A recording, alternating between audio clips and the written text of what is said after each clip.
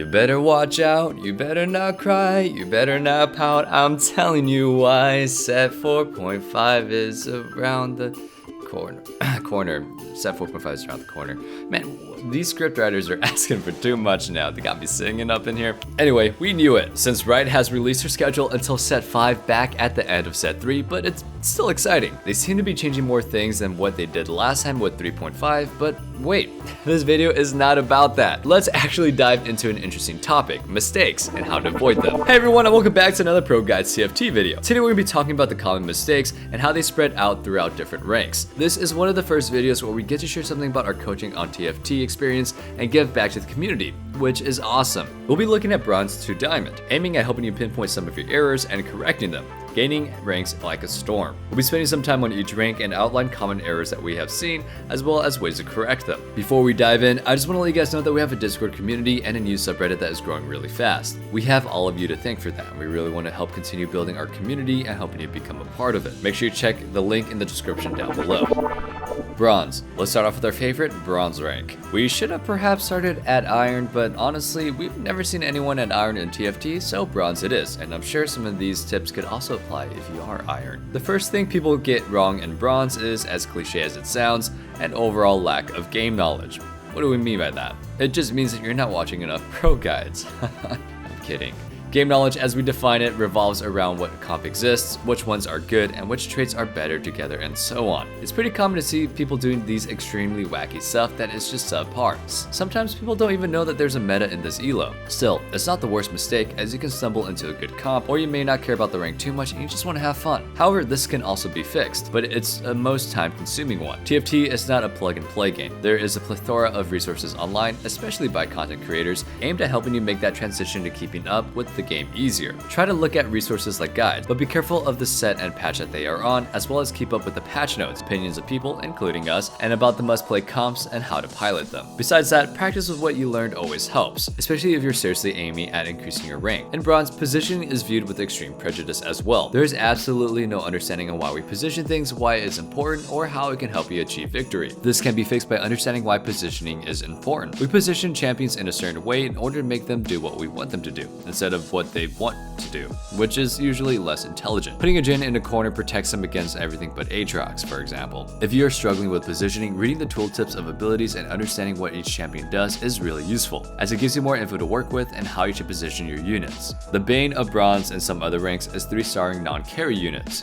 We often see people buy that extra Vayne or extra Nunu. When the carries are completely different, their econ will hurt and their bench will be full. Don't do that. 3-starring a unit is fun, yes, but it doesn't give you as much as you think, especially if it has no items and you have no plans on itemizing it. This is easily fixed as well. Focus on the units that are your carries in any given comp. 3-starring is not always the go-to play, since it's not an attainable win condition in many comps. If you like 3-starring a lot, we suggest you play reroll comps, who still get to 3-star but do it on units that are worth investment. Team of sharpshooters, or keepers with Kennen, or warlords with Katarina can be examples of that. Finally, leveling and economy management in general is shambles in bronze. You'll be seeing people at level 6 on 5-1, rerolling for that extra 3-star unit that they like. Interestingly, in bronze, since this is in the meta, it's actually not a mistake to do so. But if you lose a roulette of rolling every turn, you will lose the game. So, if you actually want to climb out of bronze, playing the economy management style, saving to 50, leveling at proper timings will actually make you lose early on, since everybody will be rerolling for units and will be stronger than you who are playing the board. However, once you are level 8 with a good comp, they will fall all over before you, and in my case, hopefully fall for me. Probably not the case. That's bronze. It's bad down there, but it's honestly really fun. As high-ranked players, it's often surprising playing at that level as people play entirely differently. Moving on to silver. Silver.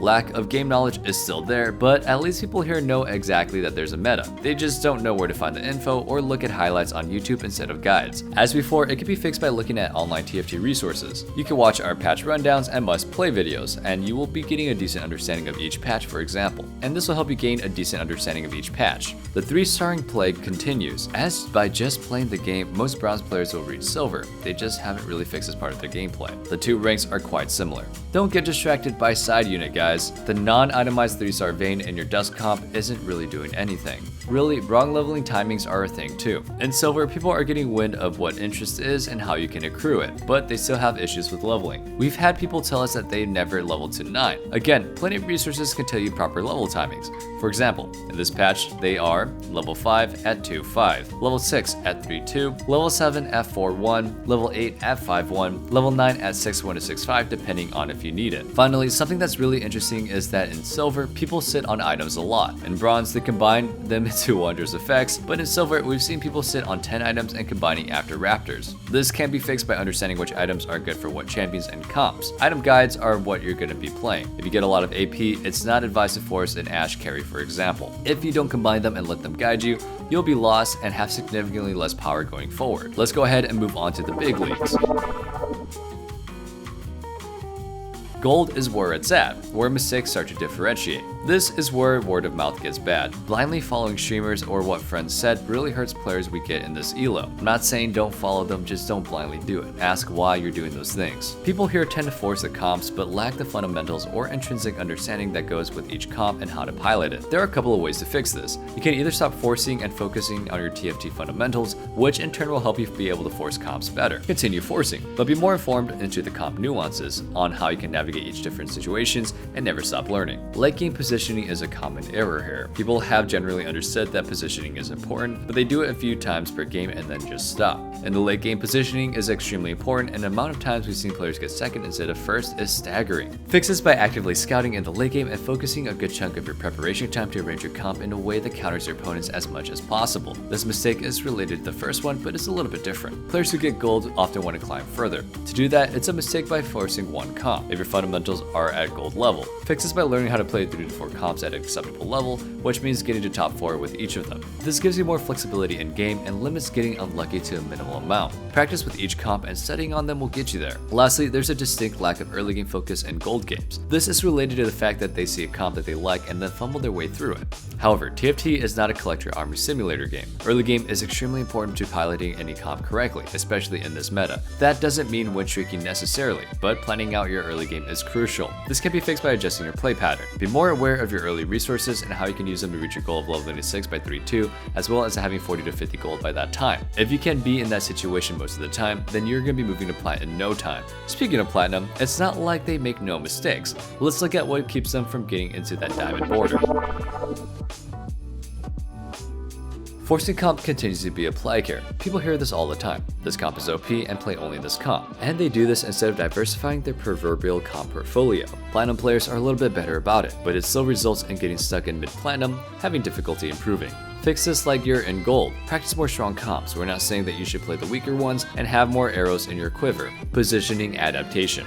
This is an upgrade of the gold problem. Platinum players are aware of positioning importance throughout the game, and they often view it as a vacuum, only looking at their own board and how it could be positioned defensively, often to protect their carries. Fix this by scouting. It's that simple. Positioning for positioning's sake is not as important as adapting to your opponents, both offensively and defensively. Lack of early game focus. This continues well into platinum, but there's an added twist. A few players do focus on the early game but fumble it by spending too much gold early leveling, and not committing to win or loss streaks early enough, and so on. In this case, the fix is not only one thing.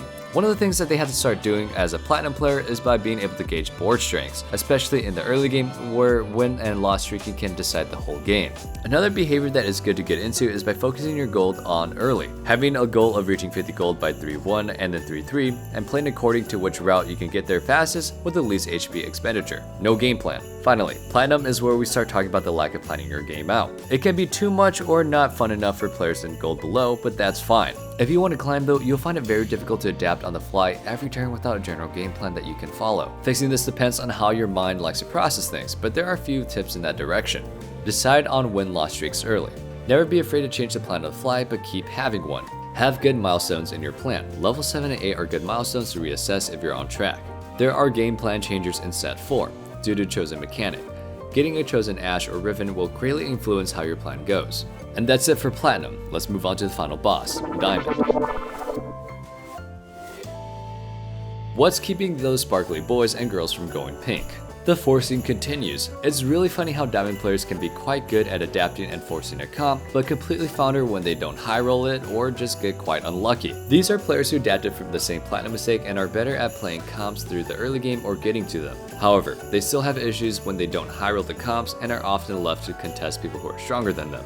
This is a situation that you can find yourself in any game, but if you know when to get out and you don't force it, you can save your game. Diamond players don't do that as much as they should, so the fix is easy. Scout a lot when you're forcing your comps. Make sure you're as little as contested or just much ahead as if you get to top 4. Otherwise, don't blindly continue forcing, transition into something else. Transitions though, they be hard for diamonds. It's not really an issue lower down in the ranks because you don't have to transition as much and you can still win. But in diamond, transitioning properly from early to mid and then to late is extremely important if you don't want to fall behind. Players here mess up the transition from mid to late especially. They do it too late and get too greedy, or they do it too early and they can't really get to the power level that they should be at. To fix this again, it's relatively simple. Similarly to the game plan before, you have to plan for the transitions and set them as milestones. For example, moving out your 1 cost chosen is best done at 4-1 most of the time, when you do a pretty small or big roll down at level 7, depending on what comp you play. Greeting it out for longer, namely at level 8, is not a good idea, as you will lack power. The final chosen doesn't have to be your level 7 one, but getting a 3 cost chosen and then moving on to a 4 cost at level 8 or 9 results in a much smoother power level across the game. Finally, overrolling is a serious issue in diamond, perhaps the biggest mistake that they can make. Raising your cap to 8 or 9 by not overrolling at 7 to 8 is extremely important.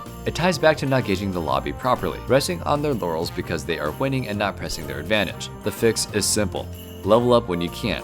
Don't stay on 7 or 8 and roll for too long, as you'll fall behind and start losing. The game is flexible enough and the legendaries are strong enough to give you multiple options at level 8 and 9 regardless of the comp. Did you see any mistakes that you make? Leveling and planning mistakes are common across the board, but it's ultimately depending on what you're playing for. Playing for fun? Roll whatever you want. Playing for ranks? Plan things out. So, go out there and climb that ladder. As always, we love your feedback and continue to bear it in mind when we create our videos. Hit us in the comments with your experience of using the leveling tips that you saw today. See you in the arena, stay safe, stay healthy, and have a wonderful day.